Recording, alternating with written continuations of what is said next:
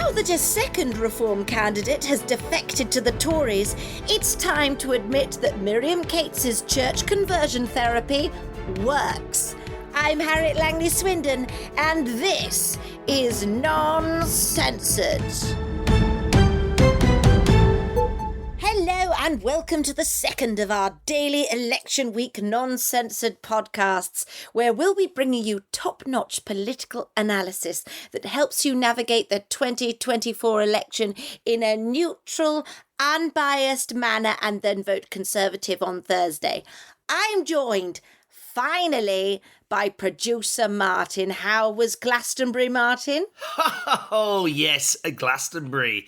I was there. I remember I got there and you know the weather was good, and I had a mushroom toasty from someone that was selling them on this just out of a small tent, and I've got to tell you, it tasted so strange, but it was very delicious, and I think I just had the most wonderful time.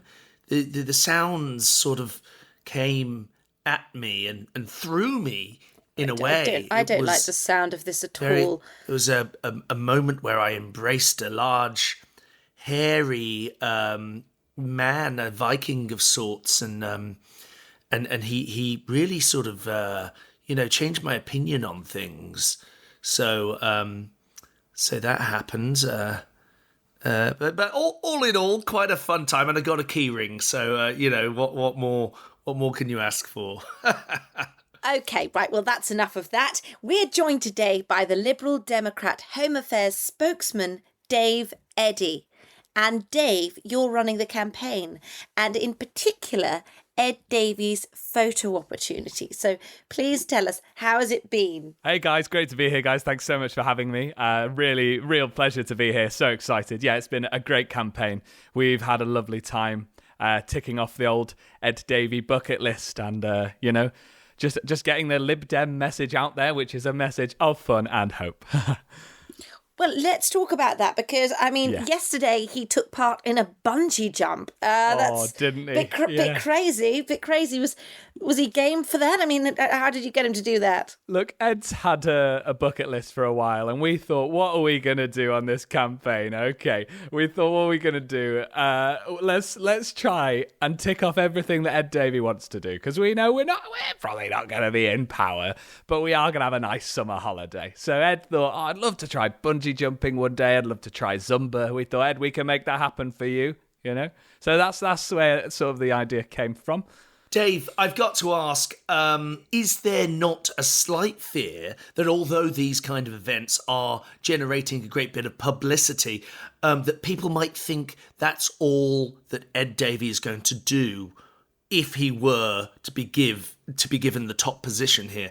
I mean, can we really trust a Prime Minister that would be, I don't know, potholing, BMXing, maybe on Snapchat has somebody while leaked skateboarding? Our next few stunts to you? Oh, he's already planning that, is he? He might be a big fan of we might BMX into a pothole, who knows? And, retroactively, you can make that about something. You can say, oh, we're doing it to raise awareness about potholes, when really, it's just a bit of fun. Look, we've had prime ministers who've had a lot of fun themselves, but this, so why not Ed have a go? The Tories had their little party gate.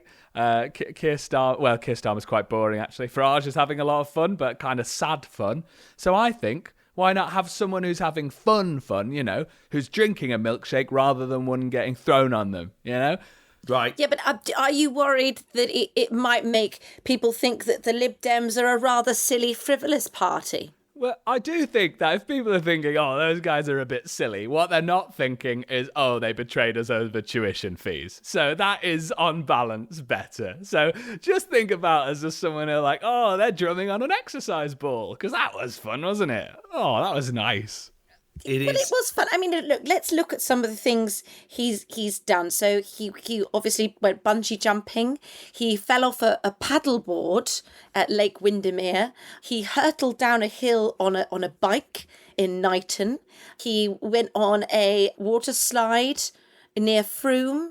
and also hung out with some little children in a school, which I think is the most dangerous of all the activities. If you do you can phrase things anything to make them sound bad, Harry. He was, entertaining the kids, learning from them. I don't think he was just hanging out in a school. Okay, guys. Dave, I've got to say as well. In my research, we have had reports of other things that Ed Davey's been up to. Not during this campaign, but earlier. He went on to Keshi's castle. Yeah, well, that was a big part of the international relations push. Yeah, he went on to Keshi's castle and he did not pass the first hurdle, but he did. He was also on season 3 of American Gladiators. He was, yeah. He played the Big D, one of the gladiators, and was no opposition to anyone, but really had a nice time. And I hear he was also possibly one of the very first Mr. Blobbies. Is that true? Because if it is, I think he really should be pushing that a lot more. We didn't want this to come out before the election. This was going to be a big election night surprise. He was going to come up dressed as the Blobster. But yes, that is correct. He was Mr. Blobby. It's a non-censored exclusive. And he will be Mr. Blobby. His first 100 days, he will wear that costume, yeah. Fantastic. What a guy. Fantastic. Are you worried that some of these stunts might be a bit dangerous, that he might harm himself?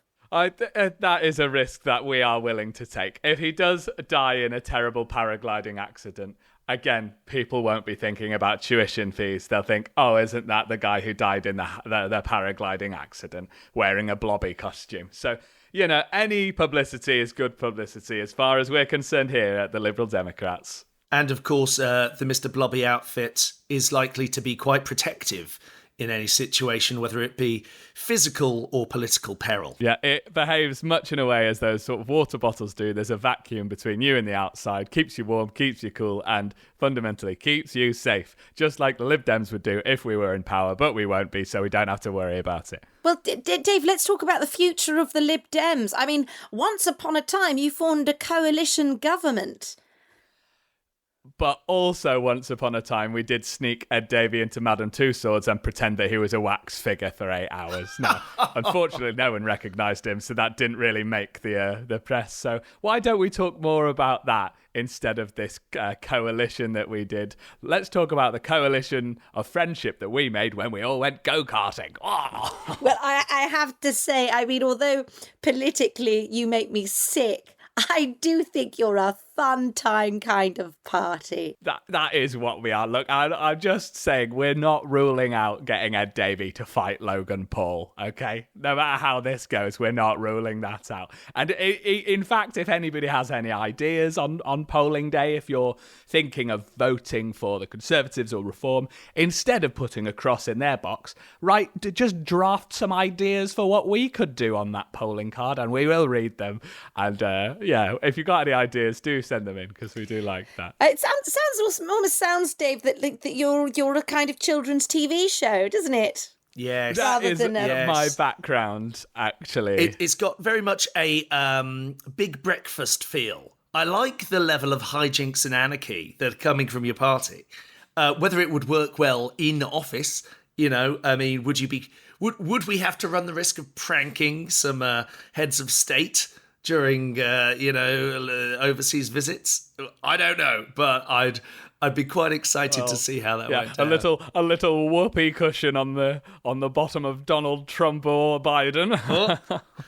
Zapping Marine Le Pen with a little hand buzzer. Yes, very good. Yeah, that'd be nice. I'm sure she'd react well to that.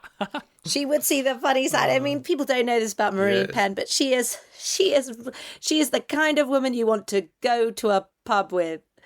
You have to be very select about what sort of pub. Yes, yeah, of course, yes. I mean, now it's so wonderful to have you, Dave, on. As you probably know, this is our election special. This show, so it's great to have you on, and we'd love to move on to other very talked about things of the day, and just to have your input on them as well. Great, yeah, I know lots about everything from aqua sports to scuba diving. That's great. Well, that sounds as much of an expert as we like on this show. Pilates, yeah. So I don't know if you're aware of this, Dave, but it's been something that I think is absolutely horrific. And that is, Sir Keir Starmer said that he will not work past 6 on a Friday. He will, under any circumstances, even if the whole world was on fire, or if London was being taken over by aliens, or if the children had joined a cult where they all killed adults and met in a cornfield. If it was past 6 o'clock on a Friday, Sir Keir Starmer he'd be like, no, I want to have dinner with my family. Harriet. And that for me is the biggest news of the week. I'm sorry, Harriet, I think it's worth flagging that is not the exact quote. That quote has been taken out of context a little and added to. You see, he said he would try not to work after 6 because he wants to spend some family time. And I believe it's due to his wife being a practicing Jewish person, therefore very important. Oh, I see. So I'm anti-Semitic now. No, is that what you're saying? You're saying I'm anti-Semitic when I'm just saying that if the children take over the world with their cult and start killing everyone, that actually maybe our Prime Minister should be a Prime Minister. Well, Dave Eddy, where do you stand on this? Well, I think it's clear from Ed Davey's recent overnight orienteering to raise money for charity that he would absolutely do stuff in the night time.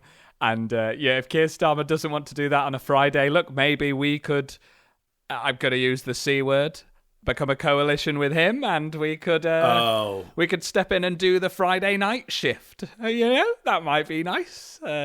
Dress down Friday. Tie and some shorts? Why not? Yes, a lot of pranks, hijinks, and probably misdemeanors. Be careful of any ajar doors in number 10 on a Friday night, let me tell you. Might be a bucket of water on top of there. Oh, that'll get your shorts and tie all wet. You're painting a devastating picture of the future of Sir Keir eating sausages and chips or whatever Friday night meals are with his children while you do booby trap the whole of number 10 for hijinks. Cling film over the toilets. Don't mind if I do. Come on, that's just messy. That's not. Listen, I've got to say, as as a husband and a father that holds down a professional career that is sometimes quite demanding, to be honest. I think it's very important to carve out personal time to make sure your family are still very much a priority. And if anything, I see Starmer's approach as a positive, something that we could all actually follow a little. It's important to work. Of course it is. But also, what about family values? That's what I think he's establishing here. What about play and pranking? Yes. Play and prank is the other side of it. And I hope that Keir Starmer will be zorbing home when he goes home on a Friday. I mean... Right, that's all very, very silly.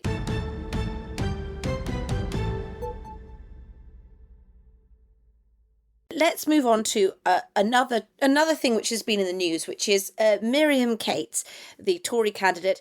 It's turned out she was a trustee of a church that endorsed conversion therapy. Now, Producer Martin, have we had Miriam on the show? I feel like we might have done. She may well have been lined up to come on the show, but she hasn't actually been broadcast due to my sensitivities around legal proceedings. I just like try and one of those again, because suing. She's a sort of kooky character, isn't she, Producer Martin? Oh yes. Dave, have you met her? She's very kooky. She's got sort of some very what some might say oppressive beliefs. Yes. Yes. which could be. I actually did meet her once at a sort of cookie, I suppose. benefit, and she'd sort of got a bit dozy in the corner, and I popped a little glass of tepid water, popped her hand in there, and left. So I have sort of met her, but not had a conversation with her. Oh wow, that is well, it probably should be some form of crime, but I'm glad that you did it. I mean, what a hoot. That does sound a hoot, actually. That does sound a hoot. I mean, do we think she should stand down because she's been linked to a church with conversion therapy?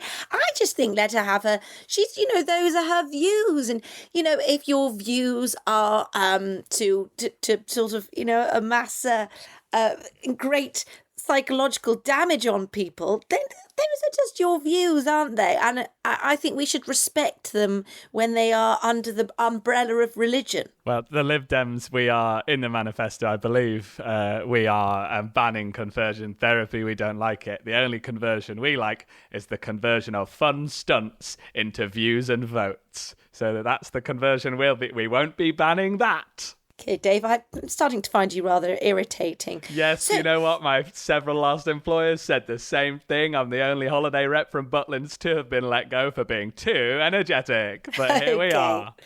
All right, well, let's move on to another controversial thing. Keir Starmer has says trans women don't have the right to use female-only toilets. You love talking about this, producer Martin. You're always completely comfortable talking about trans issues. So let's go with you. Okay, listen. Now, first of all, I think... Just remember, producer Martin, I'm just going to stop you before you do and warn you that you mustn't upset our viewers. And that includes the viewers who believe in biological women-only spaces and the viewers who think that think you should let trans people go in whatever loos they want and identify as. You mustn't upset either of those parties before you speak. If you upset either of them, there will be hell to pay, producer Martin. No, I understand that. Trust me, the level of I think just discomfort that I have on a day-to-day basis largely precludes me from putting myself in those kinds of positions. I think Keir Starmer is I think he's trying his best. I think he means well. I think I mean, look, we all need the toilet. And I think it's fair to say that everyone should be allowed to use the toilet. Because if you can't use the toilet, then, it's probably either going to do you a mischief, medically speaking, or we're going to end up in some kind of situation. Okay, I can't cope with this anymore. Right. Dave, you're also looking incredibly uncomfortable, and therefore I definitely want to ask you about trans issues. What's your views on this? Let's get serious for a second. If you're a trans person who's going to the toilet, let it be known under the Lib Dems, when you go into that cubicle or to that urinal, there will be cling film on it. There will be butter on the handles. There will be squirty cream firing at you from all angles. Oh, if you go to wash your hands, which you obviously should, there'll be a little bit of plastic firing that water straight back and make it look like you've done a wee-wee on yourself. That's the Lib Dem stance. Ha ha. Dave, okay, Dave, great. Now, I'm sorry. Do you not feel that this might somewhat undermine your support of a marginalised community that are just really trying to perform the most basic of human functions? Equal opportunities prankster. I mean, hey, I like pranks. Pranksters be pranking. I will always be pranking, regardless of your sexual orientation. We believe that trans people have the right to exist and that they are people, but they are not above a pranking, let me tell you that. Okay. All right, chaps. Now, let's look to Rishi's... Yeah, it's quite extreme. I don't know how much... I don't think we should book this person again, producer Martin. Now, I can hear you, but I don't mind. I just consider the rudeness to be another prank. Okay, all right, there we go. Now, don't hate the player, hate the prank. Now, Rishi Sunak says he hasn't given up, even though things are looking very bleak for him. But Sir John Curtis said, and I quote, that it's more likely that lightning will strike twice than Rishi Sunak winning. What do we make of this? It's looking bleak for the Tories. Dave, starting with you, I mean, do you think the Lib Dems, this could work in the Lib Dems' favour? Definitely. I mean, everything has been going so wrong for Rishi the whole time. I mean, he got rained on, he got wet by accident, whereas Ed Davey, he only gets wet on purpose. He jumps in water slides, he falls in paddleboarding pools. It's great stuff. So if Rishi had a bit more of a fun approach to these things, maybe he wouldn't get, so het up in the politics of it all. I mean, he's losing because he's not having any fun. I mean, that is true. He doesn't look like he's having much fun. I mean, he's not having fun at all, is he? Might be onto something here. I mean, even when Nigel Farage got a milkshake thrown at him, he had a pretty, quick comeback. He was ready to respond with and shrug it off, which is the mark of someone who knows how to deal with a prank. I don't want to insult Dave. I know you're a Lib Dem. Impossible to. Don't worry about it. I believe that although Rishi Sunak is not the best, he could do with a bit more fun, and there's something I don't like about him. I think we've got to say, if we don't vote Tory, then who knows what dark forces we could bring into this country. Going with Labour, it's a gamble. And if there's one thing the Conservatives hate, it's gambling. That is a good point. I mean, I certainly know that they're frustrated by gambling at the moment. I've got to say, I did look into the odds of lightning striking twice, and your chances of getting struck by lightning are 1 in 15,000, which is quite low, I thought. But the odds of being struck twice by lightning in your lifetime are 1 in 9 million. So although it does sound very unlikely, it could still happen. There's over 9 million people in the country. We could be looking at, several people voting for Rishi Sunak. So I don't think the Tories are out. I think they've got a strong chance. They could still be in it to win it. Let's hope so. I mean, it's either chaos with Keir or stuff with this clown. Well, regardless of who wins, we're going to have a great time. Ed's going to become a very competent Grand Theft Auto 5 speedrunner. He's going to learn the steel pan drums and invent a new burger. It's all going to be great fun, regardless of where we do it. Talking of fun, there's no one more fun than Steve Baker. He's an absolute laugh a minute. Now, Steve Baker has thrown his hat into the Conservative leadership ring. What are our views on this? Look, Steve Baker famously described himself as the hard man of Brexit. And look, whatever you think politically, I think that what we need, not a hard man, we need a soft boy who's going to be playing lots of fun games, keeping things light, and, dancing around in the garden playing pickleball, because that's a relatable figure. Imagine Boris Johnson with all the goof and none of the anger and misogyny. I mean, now you describe it, Dave, it does sound like not only the perfect political candidate, but also a great cocktail party guest. Really great. He's going to be on that list. Who you want for dinner? I personally feel that, yes, the Conservatives probably are in a position where people do need to put themselves forward to be the next leader. I mean, should it be happening during the election campaign? Not very helpful.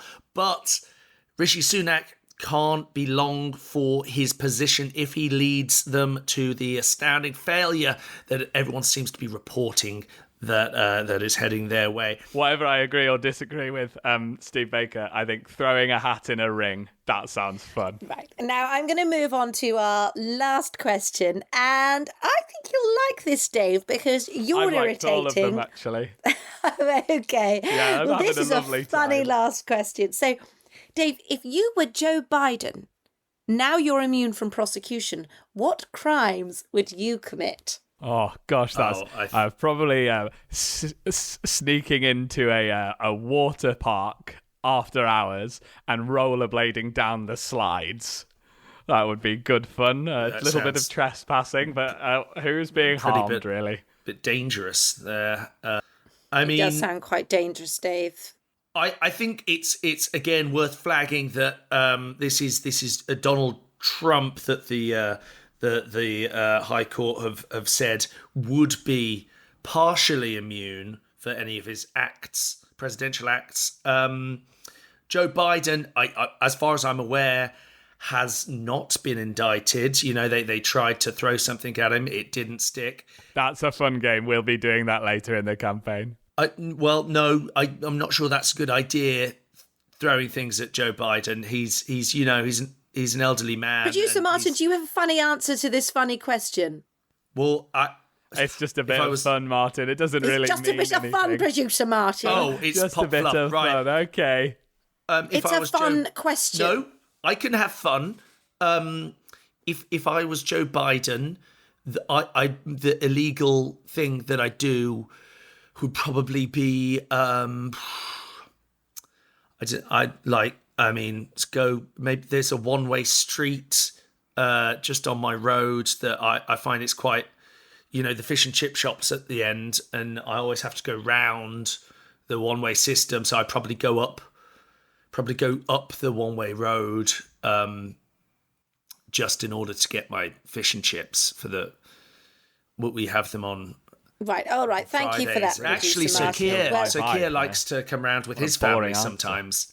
It's just practical, but it's still be nice to not be prosecuted, wouldn't it?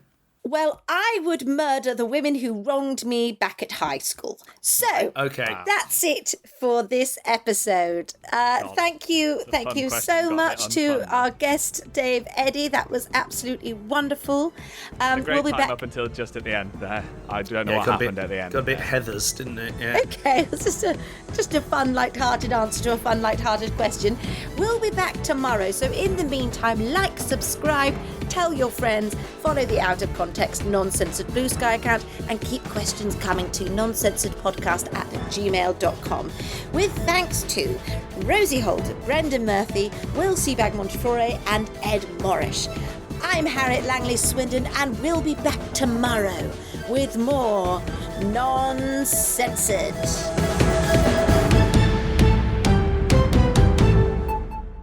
Ed, get over here. Time to play some pickleball.